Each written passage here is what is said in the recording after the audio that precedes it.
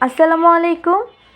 আজ আমি আপনাদের সাথে শেয়ার করব দুই ধরনের কাপড় দিয়ে খুবই সুন্দর জামার ডিজাইন এবং ফ্রক ডিজাইন, আপনারা যেটা যে নামেই চিনেন না কেন। আজকে শেয়ার করছি কিভাবে আমি এই সুন্দরভাবে এই লেয়ারগুলো তৈরি করি। আর এই যে বউটা যে এত সুন্দরভাবে তৈরি করেছি, সেটা যদি আপনারা দেখতে চান অবশ্যই আমাকে কমেন্ট করে জানাবেন, আমি আপনাদের সাথে শেয়ার করার চেষ্টা করব। তো কথা না বাড়িয়ে আমরা এখন কাটিং পর্বে চলে যাচ্ছি। আমি যে বেবি ফ্রকটা তৈরি করছি বয়স হচ্ছে 3 থেকে 3.5 বছর। আশা করছি আপনারা এই মেজারমেন্টে তৈরি করলে আপনারা ইজিলি কিন্তু 3 বছর বাচ্চাকে পড়াতে পারবেন বা 3.5 বছর। এখানে আমি প্রথমে বডির অংশটা মেজারমেন্ট করে নিব। বডির অংশটা মেজারমেন্ট করার জন্য প্রথমে কাপড়টাকে 4 পার্ট করে নিয়েছি বা 4 পিস কাপড় নিয়েছি এখানে ভাঁজ করে।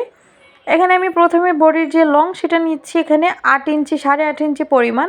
তা আপনারা চাইলে এখানে 9.5 নিতে পারেন। কাঁধের জন্য নিচ্ছি 4.5 ইঞ্চি, আরমোল জন্য নিচ্ছি 5 ইঞ্চি পরিমাণ, গলার জন্য নিচ্ছি 1.5 ইঞ্চি, কাঁধের জন্য 3 ইঞ্চি। গলার যে লং সেটা নিচ্ছি আমরা এখানে 4 ইঞ্চি পরিমাণ, বডির জন্য নিচ্ছি 6 ইঞ্চি এবং পেটের দিকে নিচ্ছি 5.5 ইঞ্চি, 1 ইঞ্চি নিচ্ছি আমরা এক্সট্রা। এখন আমরা প্রত্যেকটা দাগ অনুযায়ী কাটিং করে নিচ্ছি। জামার সাইডের যে এক্সট্রা কাপড়টা বেঁচে গিয়েছে সেখান থেকে আমরা এখন গলার পট্টিটাও কাটিং করে নিব। গলার পট্টিটাও আমরা সেমভাবে কাটিং করে নিয়েছি। এখন আমরা নিচে ঘেরের জন্য কাপড়টা কাটিং করব। নিচে ঘের অংশটা কাটিং করার জন্য এখানে আমি 2টা পার্ট কাটিং করব। 2টা পার্ট যেহেতু এখানে 2.5 হাত ভরে কাপড় কাটিং করছি, তো নিচে ঘের অংশটা নিচ্ছি আমরা এখানে 17 ইঞ্চি পরিমাণ। লং নিয়েছি আমরা 17 ইঞ্চি পরিমাণ, আর বহর যতটুকু আছে আমরা ততটুকুই নিয়েছি। এখন আরেকটি পার্টও আমরা কাটিং করে নেব, তো সেটার কিন্তু আমরা অর্ধেক পরিমাণ কাপড় ব্যবহার করব। এখন আমি কালো কাপড় যেটা আমরা মাজা থেকে জয়েনিং করব, তো সেটা কাটিং করে নিব। তো আমরা এখানে 10 ইঞ্চি পরিমাণ নিচ্ছি, তাহলে আমাদের নিচ থেকে 7 ইঞ্চি পরিমাণ কিন্তু এক্সট্রা সুন্দরভাবে থাকবে। তো এভাবে একদম কর্নার পর্যন্ত মিলিয়েও নিলে হয়। আমি এখানে একটু রাখছি, পরবর্তীতে এটা আমি অন্য কাজে লাগিয়ে দিব।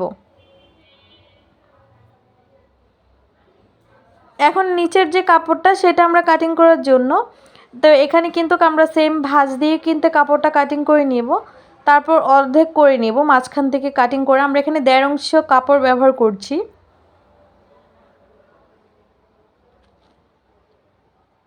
তো কাপড়টা কাটিং করা হয়ে গিয়েছে, আর এই কাপড়টা দিয়ে আমরা এখন হাতা কাটিং করব।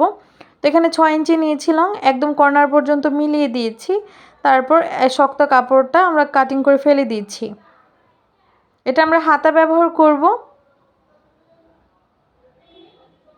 তো এখন প্রত্যেকটা কাপড় আমরা এক্সট্রা রেখে দিয়েছি। এখন আমাদের কাজ হচ্ছে গলার যে পট্টিটা সেটা সেলাই করে নিব। গলার যে পট্টিটা সেটা জয়েনিং করার আগে আমরা ভিতরের দিকে ভাঁজ করে সেলাই করে নিব।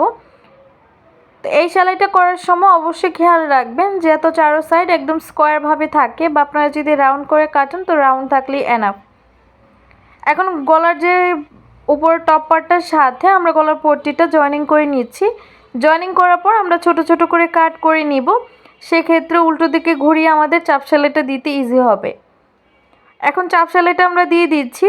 চাপ সেলাইটা দেওয়ার ক্ষেত্রে অবশ্যই খেয়াল রাখবেন যাতে এক্সট্রা বাইরের দিকে কোনো সেলাই না পড়ে। তারপর পট্টিটার উপর থেকে ঘুরিয়ে ঘুরিয়ে আমরা বাকি সেলাইটা দিয়ে নিয়েছি। সেমভাবে দুইটি গলার অংশ আমরা কভার আপ করে নিব। এখন আমরা কাঁধের অংশগুলোকে জয়েনিং করে নিচ্ছি। তো সেমভাবে আমি দুইটি কাঁধের অংশই জয়েনিং করে নিব। কাঁধের অংশগুলোকে জয়েনিং করার পর এখন আমাদের কাজ হচ্ছে হাতার অংশগুলোকে সেলাই করে নেওয়া। রাউন্ড সাইডের যে সাইডটা আছে সেটাতে আমরা চিকন করে কাপড়টা 2বার ফোল্ড করে সেলাই করে নিয়েছি। সেক্ষেত্রে কিন্তু হাতার ডিজাইনটা একদম ঢেউ ঢেউ খেয়ে থাকবে আর দেখতে খুব সুন্দর লাগবে। এখানে আমি বড় সেলাই দিয়ে কিন্তু এখানে এক্স্যাক্টলি কুচিটা তৈরি করে নিব খুব সহজভাবে। বড়টা সেলাই দেওয়ার পর আমরা একটি সুতা ধরে টান দিলে কিন্তু আরেকটি সাইডে কুচকে যাবে, তো সেটা কিন্তু আমাদের কুচি হয়ে যায়। এখন আমরা কাঁধ বরাবর রেখে একভাবে আমরা এক সাইড থেকে সেলাইটা দিয়ে নিব, তারপর আবার আরেকটি সাইড থেকে কিন্তু আমরা আরেকটি দিকে নিয়ে যাব। সেমভাবে আমি দুইটি হাতার অংশ কিন্তু সেলাই করে নিব। এভাবে সেলাই করার পর কাপড়টা ভিতর দিকে ফোল্ড করে হাতার অংশটা উপর থেকে একটি চাপ সেলাই দিয়ে দিব। তো এভাবে চাপ সেলাইটা দেওয়ার পর আমাদের কাজ হচ্ছে যে এক্সট্রা যে কালো কাপড়টা আমরা কাটিং করে রেখেছিলাম মাজার জন্য, জয়েনিং করার জন্য, তো এটা আমরা রাউন্ড দিকটা থেকে আমরা কর্নার দিকে মিলিয়ে দিয়েছি। আর এক সাইড ভাঁজ করার পর আমরা এখানে ডাবল সেলাই দিয়ে দিব, দুইটা ভাঁজ করে সেলাইটা দিব। একটা আগে সেলাই দিয়ে নিচ্ছি, তারপর আরেকটি ভাঁজ দিয়ে সেলাই করে নিব। এই সেলাইটাও অবশ্যই একদম চিকন করে সেলাই দিব। এই সেলাইটা দেওয়ার পর আমরা কিন্তু উপর থেকে একটা সেলাই দিয়ে দিব। এটা আপনি চাইলে কিন্তু এভাবে সেলাই দিয়ে একটি সুতা টান দিয়েও কিন্তু সেলাইটা দিতে পারেন, তো আমি এভাবে দিচ্ছি না। আমি যে প্রিন্টেড কাপড়টার উপরে রেখেই কিন্তু এই সেলাইটা দিয়ে কুচি দিব। ভাঁজ দিকটা দিয়ে আমরা কিন্তু এভাবে রেখে তারপর একটি সেলাই দিয়ে কিন্তু এখন আমরা আটকে দিব, যত এটা পরবর্তীতে কুচিটা যখন আমরা দিব তখন যত বেশি এবড়ো থেবড়ো না হয়ে যায় বা 19-20 না হয়ে যায়, উপর নিচ না হয়। তো সেই জন্য এখন আমরা একটি সেলাই দেওয়ার পর এখন আমরা একটি স্ক্রুড্রাইভারের সাহায্যে এক সাইডে হাতের সাহায্যে কুচি দিয়ে নিচ্ছি। এখানে মিডিয়াম সাইজের কুচি দিচ্ছি, একদম বড় সাইজের কুচি না কিন্তু। এভাবে কুচিগুলো দেওয়ার সময় আমাদের কিন্তু অপর দিকের যে অংশটা মানে ব্যাক দিকের বা ব্যাক পার্টের যে কুচির অংশটা সেটার হাফ অংশ আমরা এখানে কাটিং করে এক্সট্রাভাবে জয়েনিং করে নিব।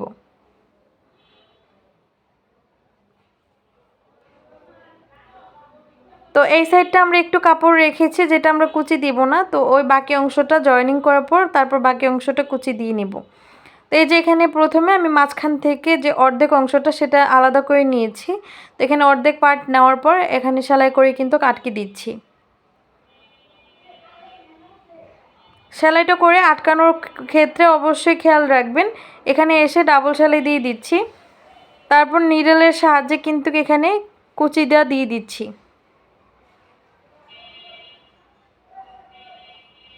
কুচিটা দেওয়া আমাদের কমপ্লিট হয়ে গিয়েছে। এখন আমাদের কাজ হচ্ছে বডি মেজারমেন্ট অনুযায়ী এখানে সেলাইটা দিয়ে নিব।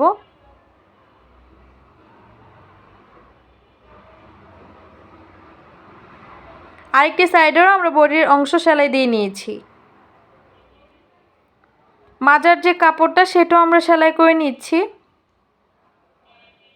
এক্সট্রা কাপড়টা আমরা কেটে ফেলে দিচ্ছি। এখন যে সাইড ফাড়ার অংশটা সেটা আমরা বডির যে সাইড ফাড়ার অংশের সাথে মিলিয়ে কিন্তু সেলাইটা দিয়ে নিব। আর পুরো ঘেরের যে কালো অংশ কাপড়টা সেটা যাতে আমাদের একদিকেই থাকে।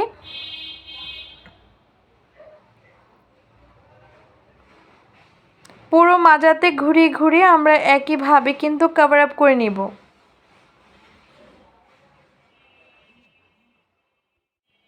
আপনাদের কাছে যদি ওভারলক মেশিন থাকে তাহলে কিন্তু এই সেলাইটা না দিয়ে ওভারলক করে একটি সেলাই দিলে এনাফ।